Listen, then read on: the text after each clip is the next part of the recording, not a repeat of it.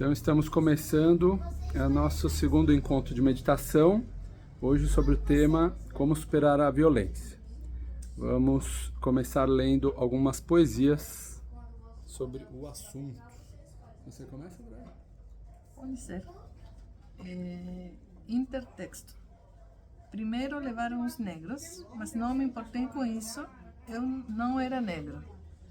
Em seguida levaram alguns operários, mas não me importei com isso, eu também não era operário. Depois prenderam os miseráveis, mas não me importei com isso, porque eu não sou miserável. Depois agarraram uns desempregados, mas como tenho meu emprego, também não me importei. Agora estão me levando, mas já é tarde. Como eu não me importei com ninguém, ninguém se importa comigo. Bertolt Brecht.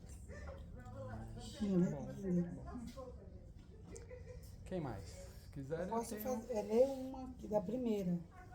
à vontade. Valem pela paz os que fazem o negócio da guerra. É o justo que a paz mundial esteja a cargo das 5 potências que são as 5 principais produtoras de arma. A paz não é apenas a ausência de guerra. A paz é a presença do direito, da dignidade, da justiça, da humanidade. Que tal se delirarmos por um tiquinho para imaginar outro mundo possível? Esse é do Eduardo Galeano, né? O meu, eu escolhi a Cora Coralina, que é uma poetisa que eu gosto muito, pela simplicidade e profundidade. Bom, vamos lá. Aninha e suas pedras. Não te deixes destruir, ajuntando novas pedras e construindo novos poemas. Recria a tua vida sempre, sempre. Remove pedras e planta roseiras e faz doces. Recomeça. Faz de tua vida mesquinha um poema e viverás no coração dos jovens e na memória das gerações que hão de vir. Esta fonte é para o uso de todos os sedentos. Toma a tua parte. Venha a estas páginas e não entraves o seu uso aos que têm sede.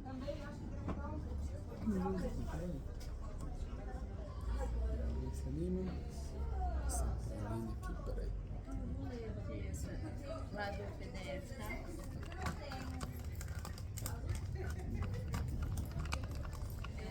Do rio que tudo arrasta, se diz que é violento, mas ninguém diz violenta as margens que o comprimem. De Brecht também. Quem não se movimenta, não sente as correntes que o prendem. Esse é da Rosa Luxemburgo.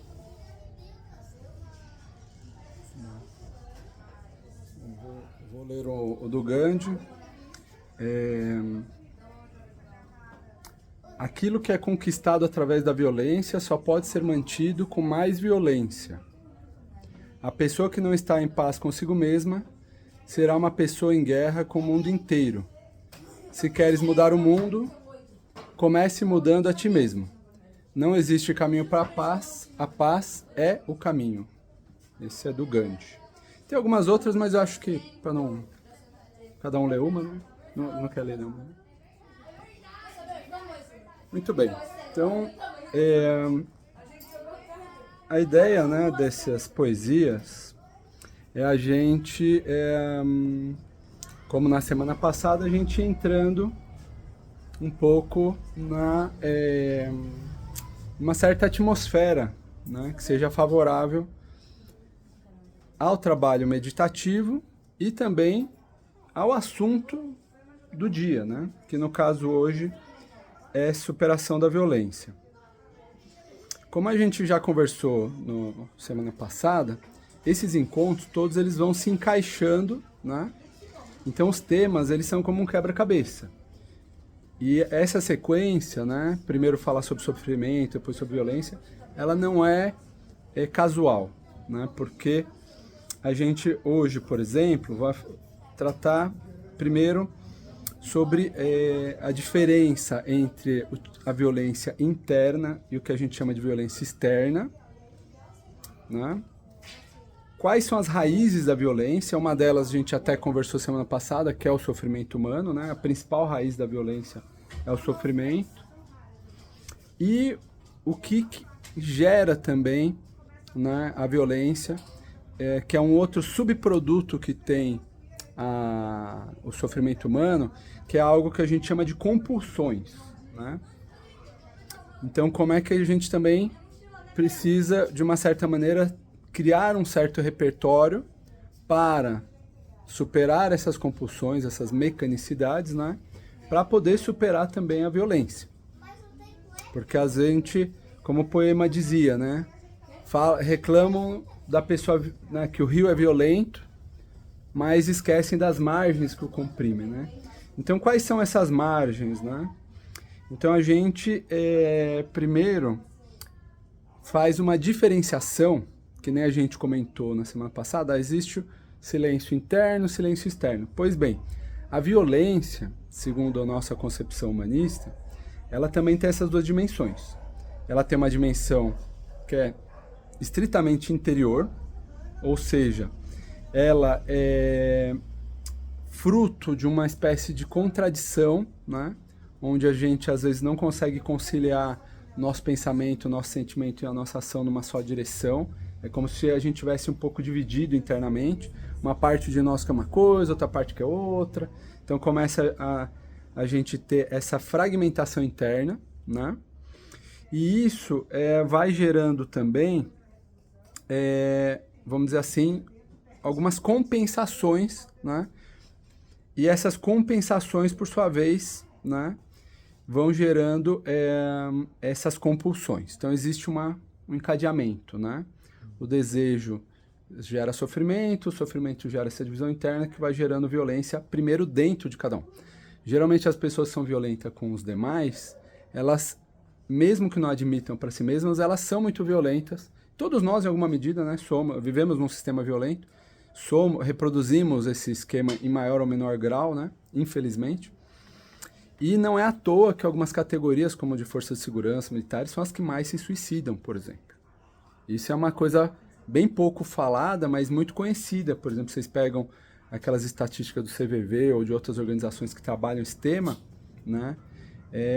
De longe, disparada, a categoria que mais tem problemas de saúde mental e mais tem índices altíssimos, né, de suicídio, justamente porque essa violência que eles põem no mundo está dentro deles também, né? Então, essa concepção de violência externa, eu não vou, obviamente, ficar lendo, né, todo o texto que a gente pôs lá no grupo, mas no texto tem um pouco mais de detalhes. Mas ela, só para reforçar bem, ela é justamente essa falta de harmonia, né, que quando a gente está em harmonia, né, quando a gente está em paz com nós mesmos, a gente não quer guerra com ninguém, já dizia um músico, né, o Chorão aí que eu gostava bastante. Violência externa, né? Violência externa já é aquela violência mais clássica que, né, todo mundo publica nos jornais, todo mundo já conhece, né? Mas dentro da violência externa também a gente estabelece uma, vamos dizer assim, uma tipificação. A gente começa a também conversar um pouco mais sobre as diferentes formas. Porque geralmente quando se fala de violência, a primeira imagem que vem à mente é, não, um deu um safanão no outro, assalto, guerra, né? Aquela violência mais que a gente chamaria de violência física, né? Associado com a violência. Mas tem vários outros tipos de violência que às vezes são muito mais estruturais, ostensivas e permanentes, invisíveis, surdas, silenciosas e operam, né, o tempo todo. Existe um tipo de violência psicológica, existe um tipo de violência econômica, que hoje é a maior chantagem, né, do sistema que a gente vive, que todo momento está chantageando toda a população, né? Existe uma violência racial, existe uma violência de gênero, existe uma violência religiosa, existe uma violência moral, né, que é aquela quando você quer impor um único modelo, né? Não, aqui o modelo é esse, né? Você não pode ter outros repertórios, você não pode ter na escola uma feira de ciências, porque não é, né, daquele modelo que eu acredito, porque o modelo que eu acredito né, de universo, de Deus, de sei lá o que, não cabe outras versões de mundo, só cabe uma só. Né? Então você tem esse tipo de violência religiosa, ou às vezes moral. E você também, enfim, tem violência sexual, tem violência capacitista, né? Contra pessoas portadoras de necessidades especiais ou neurodivergentes também. Então, é importante destrinchar as diferentes formas de violência, porque muitas vezes as pessoas não associam, por exemplo, a violência econômica, uma chantagem, né, que a gente é submetido diariamente, como uma violência. Eles acham normal isso. Não, isso é normal, sempre foi assim, sempre será. Na verdade, nem sempre foi assim, né, porque houve épocas que não existia esse sistema, era outros sistemas que não tinha nada a ver com o que é hoje. E não necessariamente vai ser sempre assim, né? Hoje é assim, amanhã, quem sabe, né? Então não é garantido também como eles querem. Por que o sistema que a gente vive fica martelando, né? E querendo convencer todo mundo que ele é o único sistema possível? Porque ele também tem medo, né? É uma coisa muito curiosa, né? Tem privilégios a serem mantidos, é complicado. Agora, o problema, né, é sempre o que você coloca no lugar. Se a gente não tem claro o que vai colocar no lugar, se mantém o que tem. Por exemplo, lá na escola, a gente sabe o que a gente quer, que escola queremos. Então, legal, a gente trabalha por isso. Se a gente não tiver isso muito claro, cristalino, fica difícil de as pessoas enxergarem, porque não é um problema de ideias, é um problema de imaginação, de visualizar, né? Bom, indo agora para a questão das raízes da violência, né? Quais são as origens, né? Então, a principal raiz da violência é o sofrimento. A gente claro. Só complementar essas violências, claro que você listou, são muito direcionadas entre nós da mesma espécie, né? Tudo que você listou ainda mais entre seres humanos, certo? Claro. Porque já vem também as violências contra outras espécies, contra a terra, o fato de, enfim, aquela crise geral também, claro, ecológica que estamos vivenciando. Claro. Quando a gente escava uma montanha inteira para criar aço, a gente zerou a montanha. E foi uma coisa monstruosa em si só. Claro. A montanha não tem como se defender. Esses exércitos de bichos que estão sendo usados, explorados, consumimos o tempo todo, eles não têm como gritar. É um mundo de muito sofrimento. Tem vários tipos de violência mesmo, né? Tem que ir trabalhando diferentes camadas aí, né? Mas agora indo para as raízes da violência entre os seres humanos, né? Que é o que eu preparei, já era isso, né? Mas nada contra outras perspectivas também. Então, a primeira raiz da violência, né? A gente comentou a semana passada, são os desejos, né? Que se apresentam na forma de devaneios. E quanto mais grosseiros esses desejos, mais violentos, né, as pessoas se tornam, né? Se a gente deseja coisas mais baixas, mais densas, a gente também começa a vibrar, vamos dizer assim, numa frequência mais densa, né? E começamos a ficar mais agressivos com nós mesmos, com quem está ao nosso redor, né? Depois, a segunda raiz importante é a contradição, né? Que é isso que a gente comentou, essa divisão interna. Às vezes, a ausência também de um significado, de um propósito, de um sentido na vida, né? Esse vazio, às vezes, que a gente experimenta. Então, isso também leva a um tipo de violência muito profunda, tá? Que começa com um sofrimento muito profundo. A ignorância, a falta de consciência, né? Também é uma questão, uma das raízes da violência. Nesse sentido, o autoconhecimento, uma ação mais reflexiva, práticas de meditação ajudam muito. E isso que a gente comentou, né, das estruturas ou sistemas, né, econômicos, sociais e culturais que vão perpetuando ciclos de violência, né, de forma ininterrupta, tá? E o que leva o ser humano a ser violento, né, em última raiz, esse desejo mais grosseiro, né? E de novo, voltando para o que a gente já tinha conversado semana passada, elevar o desejo, né, para coisas, ou seja, mais interessantes, mais elevadas, também ajuda a gente a se tornar menos violento com nós e com quem está ao redor. A gente começa a ser mais tolerante, a gente começa a ser mais empático, ter mais compaixão. São coisas que vão na mesma direção de pensamentos e desejos e devaneios, né? Começar intencionalmente a escolher os nossos devaneios. Isso é possível, né? É tudo uma questão de prática. É mais fácil você redirecionar os devaneios do que existem algumas correntes que tentam isso, a gente também faz experimentos nesse sentido, anular o devaneio ou desaparecer com o desejo, né? É mais fácil você redirecionar, jogar ele para uma coisa mais elevada, né? É aquela mesma história que a gente comentou na semana passada do judô mental, né? E como que a violência poderia diminuir na prática, né? Então, a distribuição de renda, a luta por um mundo mais sustentável, com justiça social, o avanço da ciência, da medicina, né? Isso tudo ajuda a diminuir todos os processos relacionados mais à parte física, aquela parte que é da dor do ser humano, né?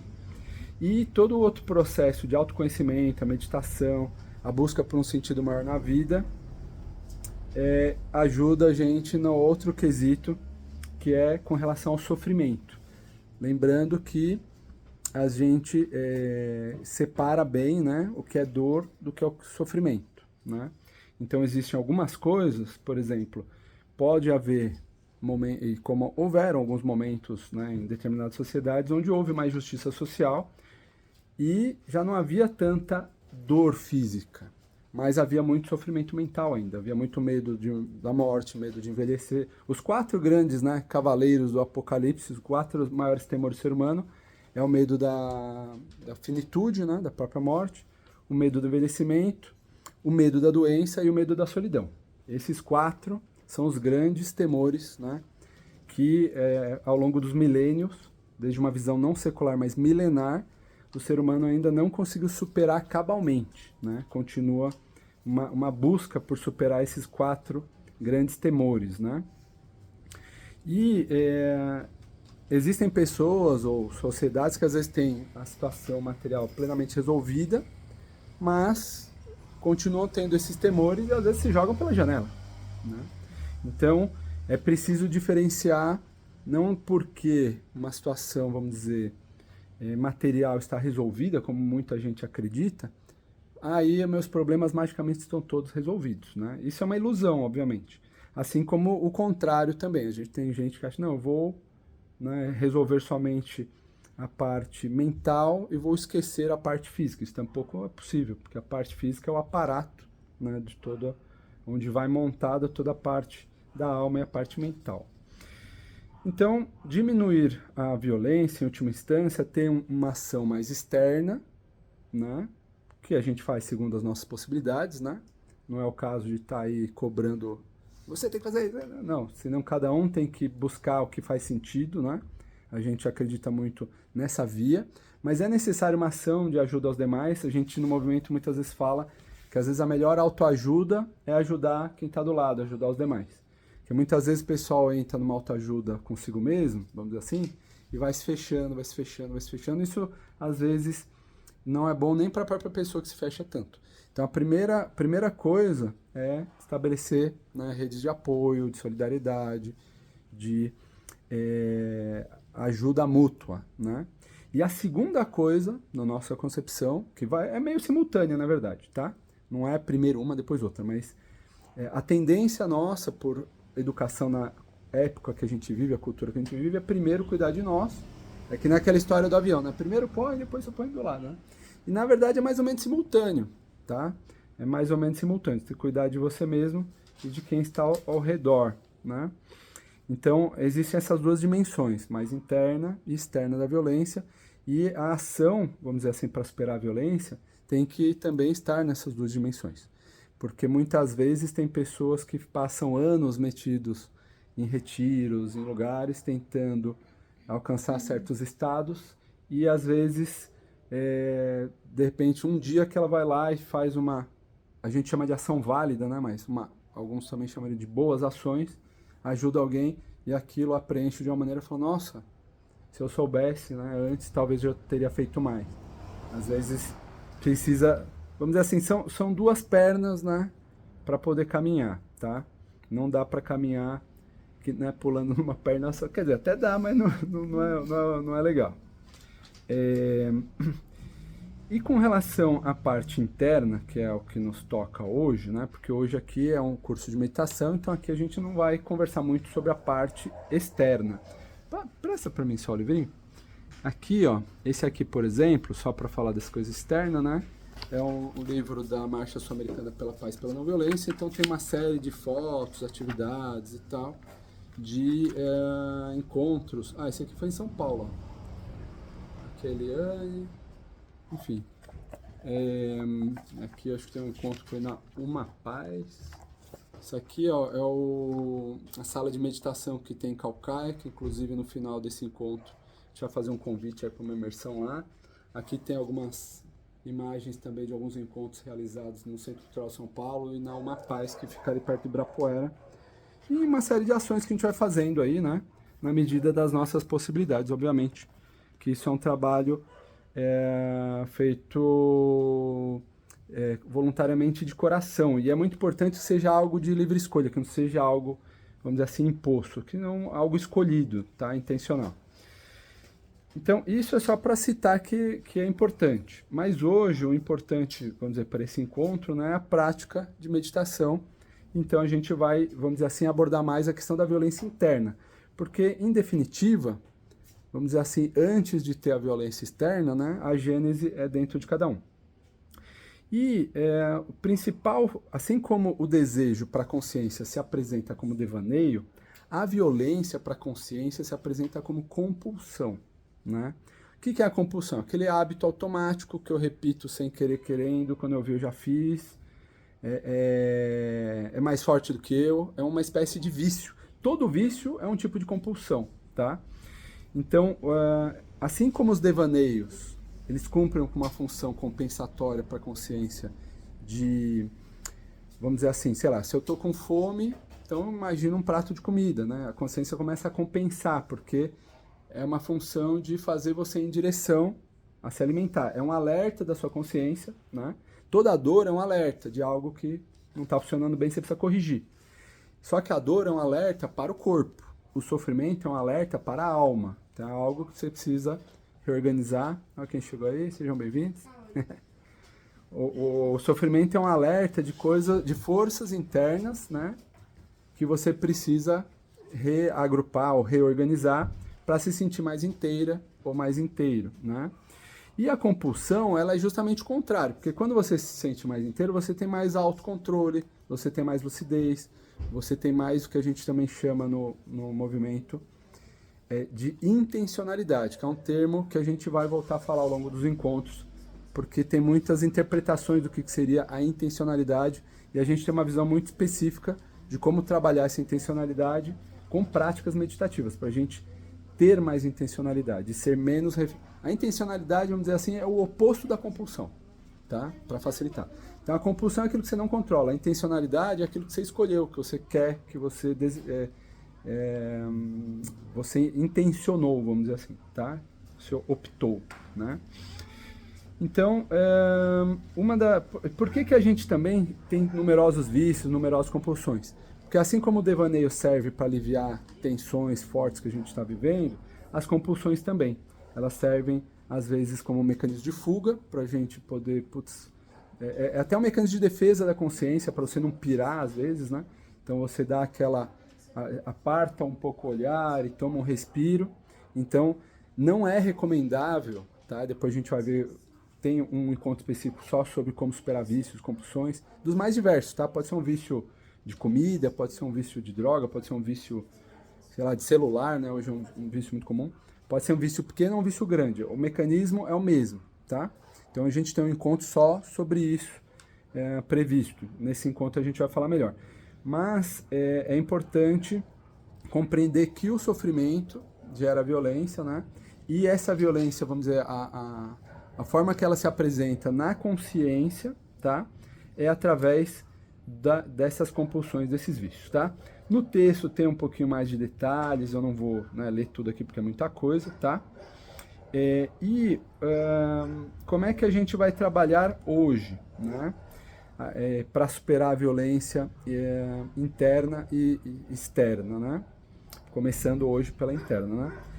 Para a violência externa, a gente sempre prega a metodologia da não violência ativa, tá?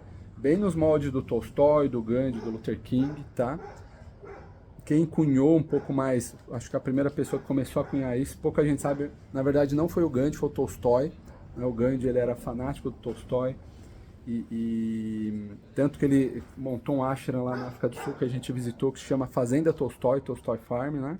Em homenagem ao Tolstói. É muito curioso que todos os movimentos de resistência não violenta, eles têm uma conexão muito grande com a interioridade humana, com algum tipo de religiosidade, ou de práticas de meditação, de oração. É difícil, né, você encontrar um movimento não violento que não tenha algum tipo de trabalho nesse sentido. É muito curioso, né? Então mostra como, à medida que a gente vai aprofundando nesses trabalhos, é natural, vamos dizer assim, acaba acontecendo que a gente vai ficando mais não violento e a gente vai, inclusive, essa filosofia de vida vai se tornando uma metodologia, né, de ação cultural, política, etc., né? Não porque a gente quer, mas porque acaba sendo consequência natural do desenvolvimento, vamos dizer assim, tá? Existem também pessoas, principalmente no sistema dos Estados Unidos, que usa a não violência como estratégia para derrubar governo de oposição, tá? Não é isso que a gente se propõe nem está falando aqui. Para nós, a não violência, em primeiro lugar, ela é uma filosofia de vida, né? E uma prática, tá? É uma prática que a gente tem. Então, isso é a questão mais externa. Agora, a questão mais interna, existem algumas questões que é assim, primeiro, compreender como funciona a consciência, né? Os tipos de mecanismos que a gente tem. Então, aí é um trabalho de autoconhecimento. A gente empiricamente já tem isso, mas com as práticas que a gente vai fazendo, a gente vai aprofundando, entendendo cada vez melhor. Tanto a parte boa, né, que é aquela que a gente gosta, inspirada e tal, como a parte que a gente às vezes não controla e que nos controla. Essas compulsões, ou enfim, questões que a nossa sombra, né, diriam alguns. Né, como é que a gente vai trabalhando a nossa sombra. Então esse é o trabalho de autoconhecimento. Então dentro das práticas que a gente tem de meditação, tem alguns de autoconhecimento que a gente vai começar a ver, tá? Tem a prática de silêncio mental interior que a gente comentou ontem. Tem a parte de integração de memórias, né? Memórias mal integradas, geram ilhas na consciência, precisa trabalhar. Tem a questão de despertar uma consciência mais lúcida, com menos devaneios, tá? E hoje, o que a gente vai trabalhar, tá? Aí já para encerrar a ladainha aqui, que já me estende demais. A gente vai trabalhar ainda com o mesmo trabalho que a gente fez semana passada, de extensão e experiência de paz, né? A experiência de paz, ela serve para a gente, né, justamente superar a violência dentro de nós, por isso se chama experiência de paz. E a gente vai trabalhar também, antes da experiência de paz, escolhendo um aforismo, tá? Essa é a diferença com relação ao anterior. Então a gente vai avançar um passinho mais, tá? Tem uma base no trabalho que a gente vai fazer ao longo dessas 12 semanas, que é a de extensão e a experiência de paz. Mas tem... Tudo bem? Seja bem-vindo, fica à vontade. Tá? Então a gente vai agregando coisas.